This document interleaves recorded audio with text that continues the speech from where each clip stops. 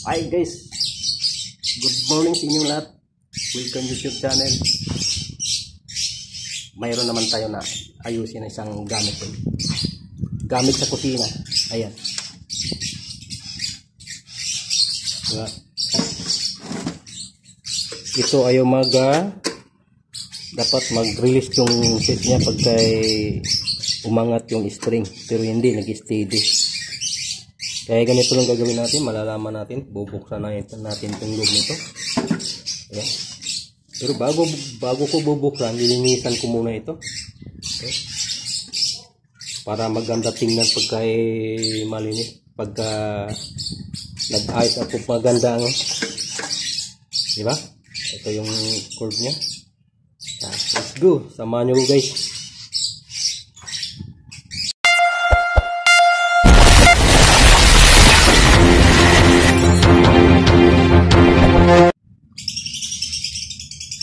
Ito na guys, lininisan muna natin bago natin ayusin ito guys.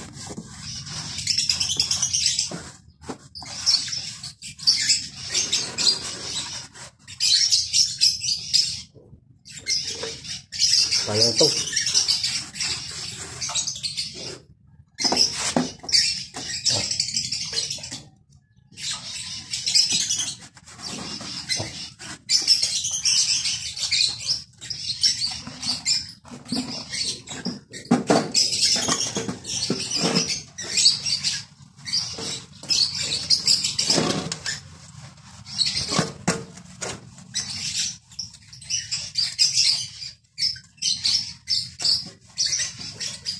Sayang to pagka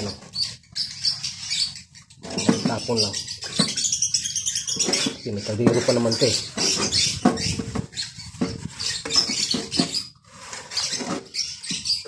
Maganda pa yung heater niya guys, hindi malingkong. Okay sana kung hindi lingkong yung heater guys.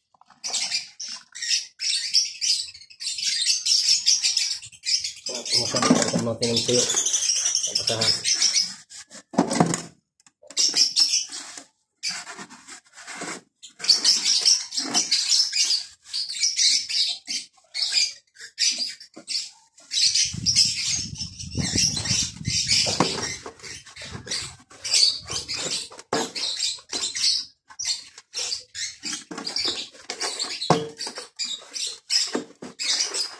Pati sa ganitong ano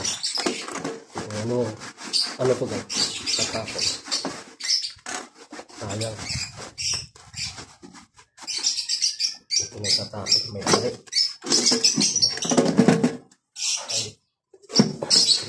Ikutin natin.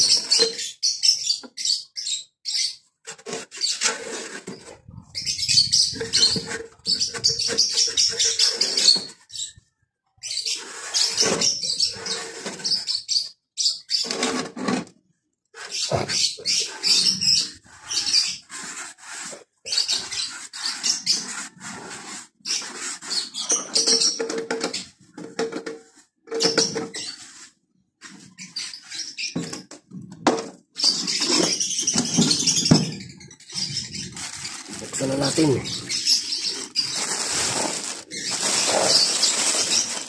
Para maayos na natin ito.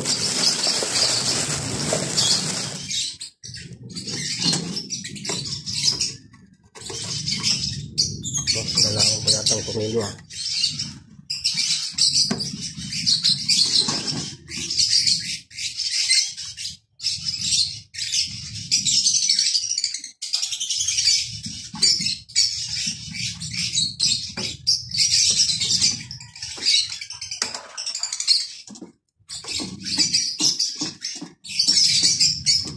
Pinakalawang pa yung tornilyo.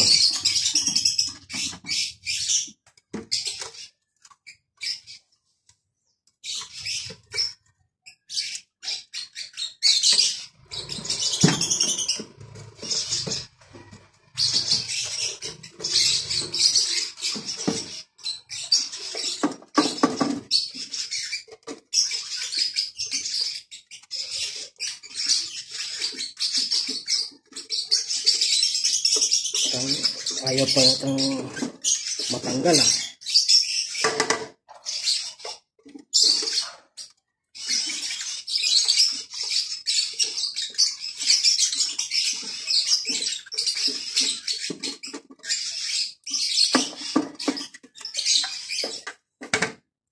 Nakalawan ito.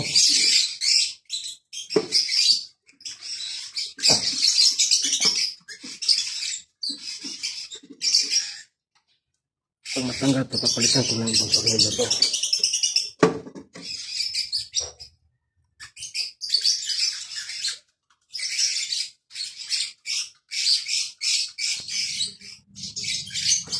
Hindi, tatanggal na ng takip. Pero yan naman natin yung fuse niya. Kung buo pa.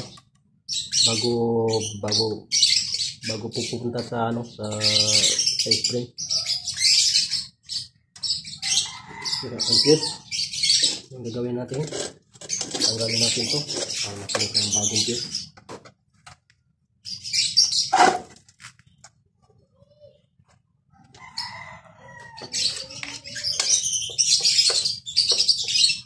Yan ang ano nito, sira yung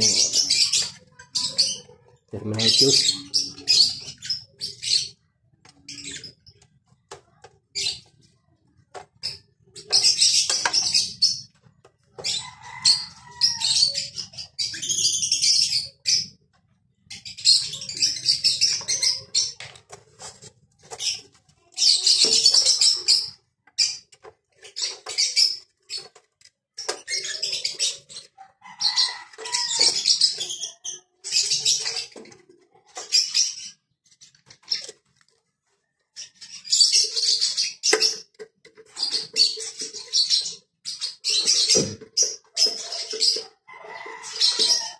Kailan pagtanggal nito guys, yan, tatandaan nyo guys. Hindi siya mahugot dito. Ayan. Yung gawin nito dito natin tatanggalin yan. Para mahugot. Ayan. Takpan basta kamay ko.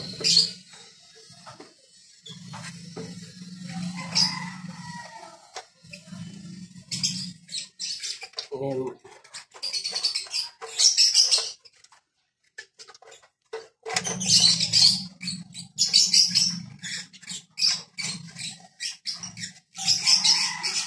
Yung fuse naman kailangan natin para matanggal. Ito lang yung fuse naman tatanggalin natin. Kailangan tandaan nyo kako pag mag-aayos kayo nito na isang rice cooker. Ayan.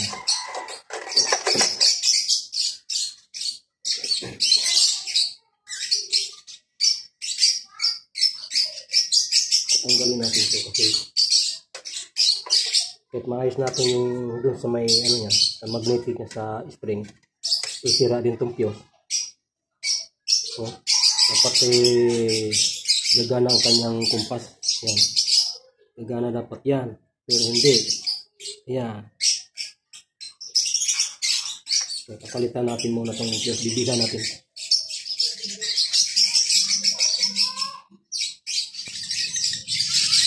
Ito na guys na binili natin ng fuse guys. Ituro lang ko sa inyo ha. Kasi sa actual, pag suot dito, madali lang. Ito yung fuse na bago.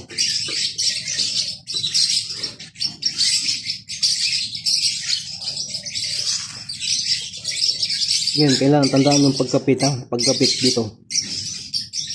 Ito. Dito nyo kukunik. Tapos yung linya dito, nanggagaling dito, nakapunta dito sa outlet, yan, sa pinakasaksakan niya. Kailangan ito, tandaan nyo yan, na hindi ko naman ito kasi mahirap lang. Wala rin sa yung nabili yung fuse. Itong tinatawag yung fuse na terminal fuse. Yan. Yan, gagawin natin. I-try natin. Kung iilaw ba ito.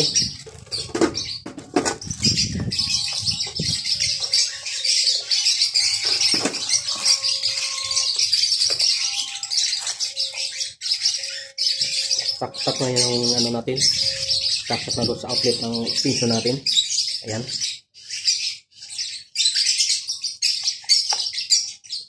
Ito yung kanyang pag. Bali ng ano niya guys.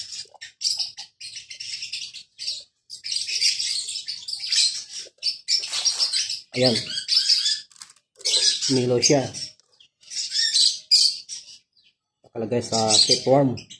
Dito yung pagka sinalangan, bali, lilipat dito sa cooking rice. Yan. Ngayon, ang gagawin na natin, dito malaman natin sa itong sa gitna niya, yung nagdadala sa mag-automatic, ito yung tinatawag na yung sa gitna niya. Kasi ito yung heater eh. Yan. Ngayon, hindi pa siya iinit pag hindi ibaba itong switch. Yan, pwede pa mahawakan. Yung gagawin natin, gagamitan natin Phillips screw. Tutulak natin pababa. Yan. Ngayon, baba natin yung konti yung camera natin para makita nyo. Iyon natin pababa. Ayan. Hintay natin kung mainit na ba siya. Yan, nagsisimula na siyang mainit guys. Pero malalaman pa rin natin to kung okay itong magnetic sa gitna. Kung hindi siya mag-stack up, hindi na kailangan na babaklasin yan para malinisan. Pero kung mag-stack up, hindi aangat to itong switch, ibig sabihin babaklasin natin yung gitna. Kasi mayroon kasi yan na spring sa gitna. Ayan, mainit na siya. Ayan. Hindi na siya mahawakan.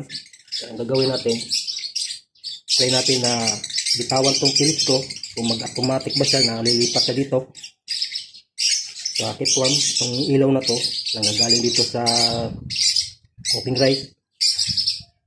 Pag kayo lumipat dito na ito na umangat din, ibig sabihin okay na siya, di na kailangan ilinisan to spring. Ayan, binitawan ko guys ha. Pero ang switch may problema. Kumbaga, ibig sabihin kailangan ito nag-steady pa rin kahit na binitawan ko yung itong sa gitna, yung tinatawag na magnetic spring dito sa ano niya. Kailangan tuloy-tuloy pa rin init dahil nga dito umangat. Kailangan umangat yung ganun. May problema pa rin. Ang gagawin natin ito, babaklasin natin to. Ito, yung sa gitna. Yan, yung tatlong ano niyan, paa. Para mahugot natin to. Insert, para mahugot to. Yan. Dapat aangat yan, tuloy-tuloy eh. Kasi nga, nakadikit pa rin yung pinakaano niyan, pinakapin sa, ayan. Tuturok siya, no? Ayan, no? Nakadikit pa rin yan. Dapat hindi na siya nakadikit yan. Yan, lalamig siya pagkainan ito to. Oh. Yan, dapat ganun, tumutunog sa dapat. Sobra ng init niya. Dapat dito na dapat yung ano, mag-automatic, dapat mag-automatic na siya. Ang gagawin natin to guys, bali, ano guys,